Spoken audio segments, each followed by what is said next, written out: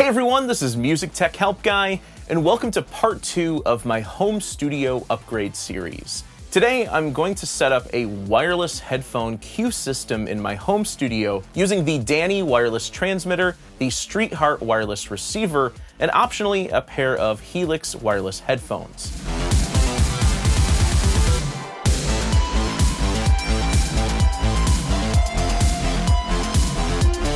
These products were sent to me by SKAA Audio. They primarily make wireless audio products that are mostly used for consumer audio. However, the transmitter and receiver I received are in the SKAA Pro line, so they are a higher spec product that supports balanced inputs and outputs. They have significantly less latency, they have better wireless range, and they even have internal batteries built right in. Real quick, I just want to let you guys know that I've partnered with SKAA Audio to give away a Dani transmitter, a Streetheart receiver, as well as a pair of Helix wireless headphones. These are the same products and the same setup I'm going to be demonstrating in this video. To enter, just click the link in the video description below and follow the directions on the landing page to enter. Okay, so first let's go over each unit and talk about I/O, specs, power, range, etc. The transmitter is called Dani, and it's a 2-input wireless transmitter. It has 2 through outputs as well, so you can actually send audio to 2 wireless channels and 2 wired channels simultaneously. You also have switchable line level inputs. You can switch between -10 consumer line level or +4 pro audio line level. And there's a built-in pad on each channel as well. For my setup, I'll go with +4 and a -6 dB pad just to make sure I don't accidentally overload the headphone cue signal. On the back, you have a USB-C charging port. These do have internal batteries that they claim last up to 14 hours. Press the power button to turn it on, and then tap the power button again to see the battery level. Then lastly, a volume control and antenna. And it's supposed to have a 50-meter range, but that's probably in an open space. We'll see how well this works if I keep the transmitter in my control room and then put the receiver in a completely different room in my house. Now, I did already do a review of the Dani back in 2020, and I've been using the first generation Dani for tracking for a while now. To be honest, I'm not really sure what was improved since the last generation. Visually, it looks almost the same, although they've gone with a brushed aluminum finish now. The peak LED is now a signal LED.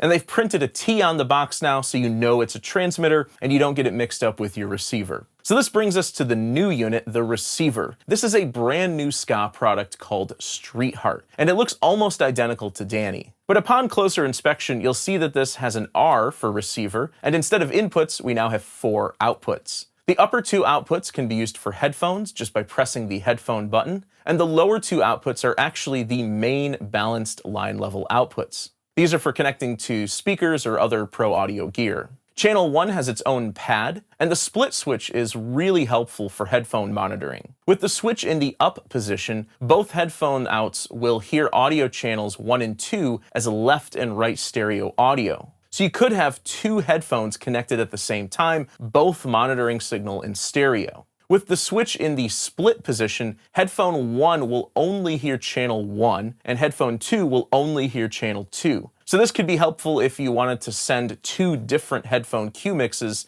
to 2 different headphones. The only downside is that they're both going to be mono now. But if you've ever worked with just about any headphone monitoring system in a studio, a lot of them are wired up in mono, or at least the engineer uses them primarily in mono. I really like the idea of being able to monitor my recordings in stereo while I'm tracking. So this is a huge plus for me. On the back, it's virtually identical to the transmitter, but there is this additional bond button that is integrated into the volume knob. It's super easy to use, and I'll show this off later in the video. Now, there's 2 approaches you can take here. You can use the Dani and Streetheart together, and then you can use any pair of headphones you like plugged into the Streetheart. For now, I'm going to be keeping the Dani transmitter tucked away behind my desk, so it's not really noticeable. I'll just have to reach back and turn it on when I'm using it, and it's always going to be hooked up to my monitoring system. Meanwhile, the Streetheart will be in the tracking room on a mic stand. I used a gooseneck mount to attach the Streetheart to a mic stand using 2-sided tape. So this is functioning like a portable headphone amp or a headphone monitoring box that I can bring anywhere I'm recording. The upside to this is there's no cables to connect. It has its own internal battery, and the audio signal is completely wireless. Previously, I was using a cheap headphone amp box like this, and there's a lot of disadvantages to this. 1, the audio quality sucks. 2, it's mono only. 3, I have to run audio cables to it for signal. And 4, I have to connect power to it. So for my new setup, I want tracking to be ridiculously easy. I don't want to have to set up a monitoring system every time I want to record. I don't want to deal with musicians complaining about the audio quality coming through their headphones. And most importantly, I want my headphone cue system to be nothing more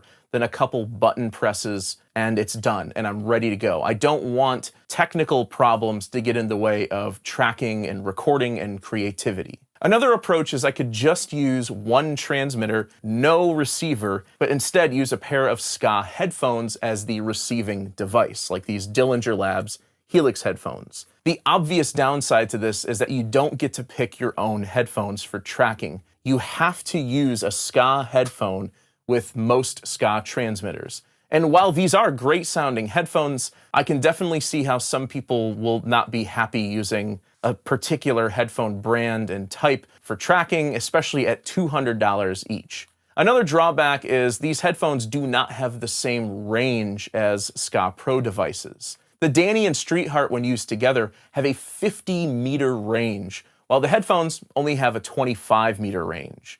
And you can use any headphones you like with the Streetheart. You'll have a more stable, reliable connection and better range. So what I'm gonna do is set up my Streetheart as my main headphone box with a pair of my Beyer Dynamic DT700s. Then in my control room, I'll have 2 pairs of Helix ready to go if I need to track anything in here. I like to track vocals in here sometimes, just because I like to jump back and forth between singing and editing and singing and editing. So it's nice to be able to just pick up a pair of these, press a button, and I've got a cue mix ready to go with no messy cables all over the place. Next, I'll show you how I set all of this up and integrate it into my existing system. Okay, so now I'm gonna cut to handheld and show you the whole setup and how I integrated this into my current system. So right now, you can see in my patch bay, I have the my interface's main line outputs 1 and 2 going to in 1 and 2 on my PreSonus central station. And this is basically just my monitor controller. It's my main volume control for my speakers. I can switch between different sets of speakers. So right now I have the CLA-10s on A. I normally have the BM-15s on B, but I don't have them hooked up at the moment. And then C is the subwoofer. But if I go over to the left here, you'll see that main input, I can select between TRS-1 and TRS-2. TRS-1 is line input 1 and 2, and TRS-2 is line input 3 and 4. So my cue is going to be on TRS-2, and my main is going to be on TRS-1. The point here is I want to be able to control the level of the cue boxes of the headphone mixes here without having to actually touch the Dani, because I want to sort of hide the Dani behind the desk so it's just out of sight, out of mind.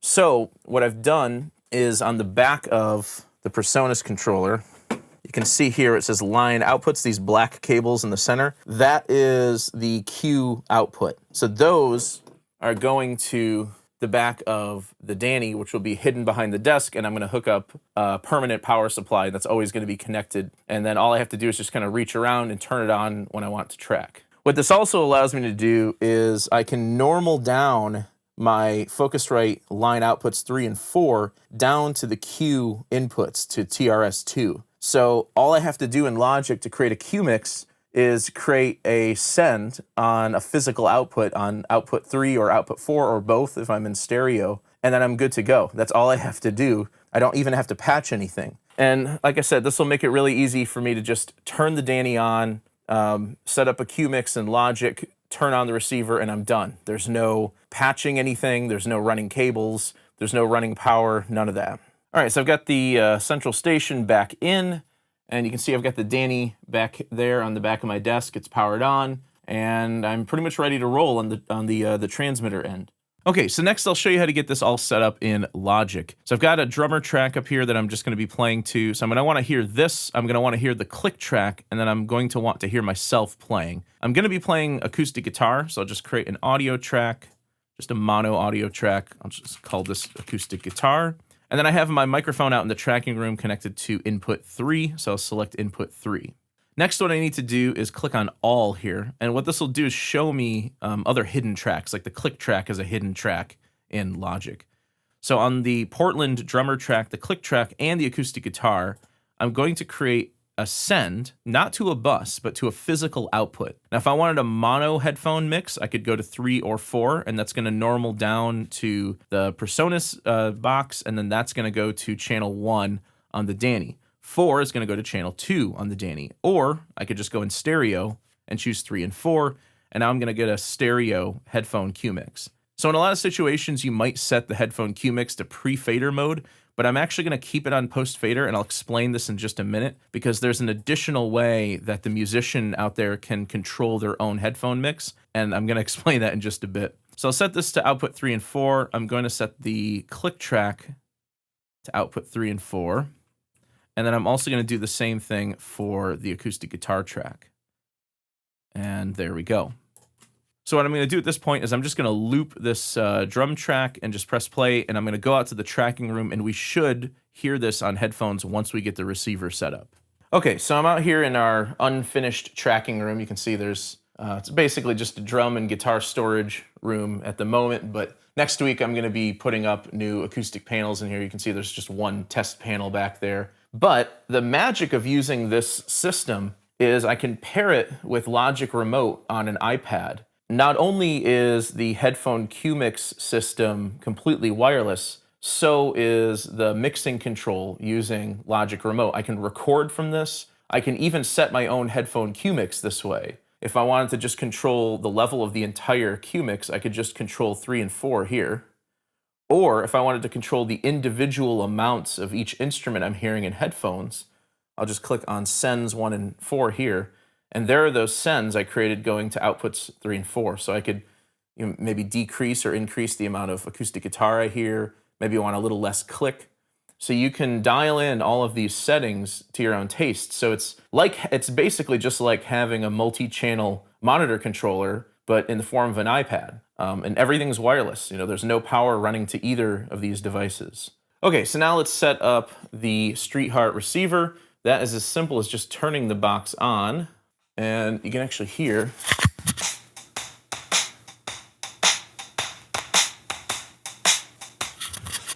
that we're indeed getting signal. Let me just put my mic back on. Now, if for some reason it doesn't just automatically start playing when you turn it on, just double tap the bond button right on the volume knob. What this will do is it will search for another transmitter, and when it finds one, this light will light up in an amber color. Now, after 30 minutes of receiving signal from the Dani transmitter, this light will turn green, meaning that it's saved it as a favorite. And if I want to save it as a favorite manually, you just hold the bond button for 3 seconds. And then when I flip this around, you'll see it's now green. So every time I start up the box, it will automatically attempt to connect to the Dani first without connecting to any other sources. And that's pretty much it. I did end up turning off the pad on the Dani because the signal was a bit quiet. But yeah, now I've got full control over my my headphone monitor mix here, and I'm pretty much set to go. And all of this is done completely wirelessly. The only wire that I'm using, the only cable I'm using, is for the mic. Okay, so now I've got everything set up out here. I'm ready to go. I can hear myself talking through the mic here. All I have to do at this point is just hit record. I can arm the track that I want to record to. So yeah, let's give this a shot. I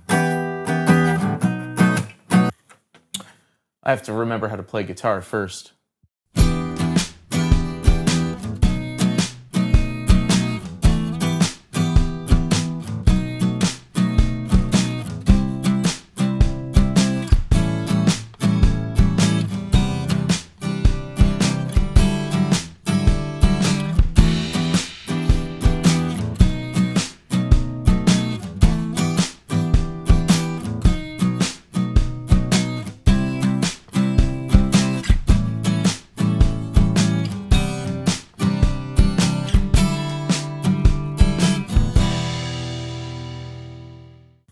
And there you go. It's as simple as that. I had no problem with any latency. Everything sounds like it's basically right in time. I can hear the click track just fine. This is going to be my new sort of home studio recording setup moving forward. Next week, I'm going to be doing another home studio upgrade video where I treat this entire room as a tracking room, and we can sort of maybe better utilize some of this equipment in a proper recording space. The latency of any SKAA probe device is 19 milliseconds. At 19 milliseconds of latency, that is not a problem for me personally. I can definitely understand how some people might look at 19 milliseconds of latency and have some hesitation about that. But for me personally, it has not been a problem at all. If I set my DAW's buffer size to the lowest setting, or even the second lowest buffer setting, the added 19 milliseconds you get from the SKAA box is negligible. I can still record to a click, I can still stay in time with other tracks in the mix, and I can monitor my vocals in real time without getting disrupted by latency. Just about every headphone monitoring system I've used in Pro Studios uses Ethernet cables to connect the main hub in the control room to the satellite headphone boxes in the tracking room. Not only is this a pain to set up every time, the audio is often an unbalanced signal running through Ethernet cables, so the audio quality is not great. And it's not as easy to set up in stereo. The advantage to traditional headphone systems is that you usually get more channels and more mixer controls. So if a musician wants to